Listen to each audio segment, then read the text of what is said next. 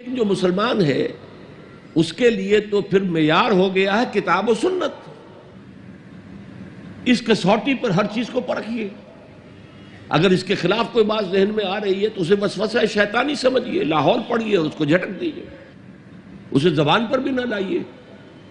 اس لیے کہ جب تک وسوسے کو آپ زبان پر لا کر بیان نہیں کرتے کوئی گرفت نہیں ہے. اس لیے کہ شیطان کو یہ اختیار اللہ نے دے رکھا ہے. الذی یوسوس فی صدور الناس، وسوسہ اندازی وہ کرتا ہے، لیکن یہ کہ آپ اس کے وسوسے کو قبول کرتے یا نہیں کرتے یہ آپ کا اختیار ہے.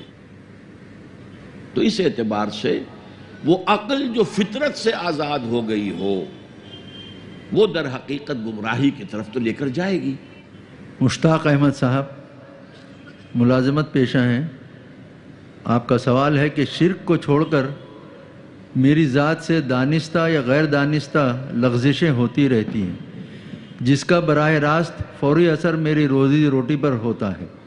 توبہ کرتا ہوں، نادم ہوتا ہوں، ضمیر بھی ملامت کرتا ہے، لیکن پھر گناہ کی کشش شجر ممنوعہ کو چھوڑے بغیر نہیں رہ سکتی. کیا انسان اس حد تک کمزور ہے؟ تدارک کیا کرنا چاہیے؟ تدارک کیا ہوگا؟ دیکھیے، تدارک تو یہ ہے کہ اپنے ایمان کو اور گہرا کیجئے، اور گہرا کیجئے، اور گہرا کیجئے. جس کا منبع اور سرچشمہ قرآن ہے. قرآن پڑھیں اور قرآن کو اول تو کوشش کریں، اگر آپ کی عمر ابھی ایسی ہے کہ آپ سیکھ سکتے ہیں تو عربی زبان سیکھیں اور قرآن کو اپنی آنکھ سے پڑھیں، ترجمے سے نہیں. ترجمہ سیکنڈ ہینڈ نالج ہے. ترجمہ جب آپ پڑھ رہے ہوتے ہیں تو مترجم کی آنکھ سے قرآن پڑھ رہے ہوتے ہیں، اپنی آنکھ سے نہیں. وہ سیکنڈ ہینڈ نالج ہے. وہ نالج دے سکتا ہے، انسپائر نہیں کر سکتا. ترجمہ کبھی انسپائر نہیں کرتا. تو ایمان جو پیدا ہوتا ہے وہ قرآن کو سمجھ کر پڑھنے سے ہے.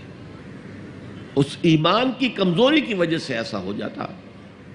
اچھا یہ بھی ہے کہ بعض طبائع جیسے کوئی جسمانی طور پر بہت قوی ہے، بعض جو کمزور ہیں پیدا ہی لاغر ہوتے ہیں اور پھر ساری عمر لاغر رہتے ہیں.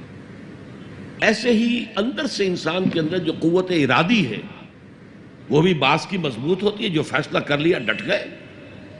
بعض کی قوت ارادی اتنی مضبوط نہیں ہوتی. مثلا بعض لوگ سگریٹ چھوڑنا چاہتے ہیں، نہیں چھوڑ سکتے. 8 مہینے 10 مہینے پھر اس کے بعد جو ہے وہ دوبارہ عود کر گیا. تو یہ وہ ان کی جو ول پاور ہے، اسٹرینتھ آف ڈٹرمینیشن، وہ کم ہے.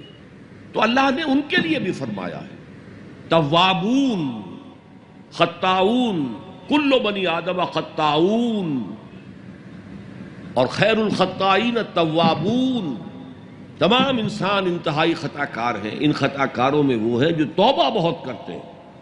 اور ایسی حدیثیں موجود ہیں کہ جس وقت آپ نے توبہ کی، ایک دفعہ اس عمل کو چھوڑنا لازم ہے. اس وقت یہ ارادہ ہونا چاہیے کہ اب دوبارہ نہیں کروں گا.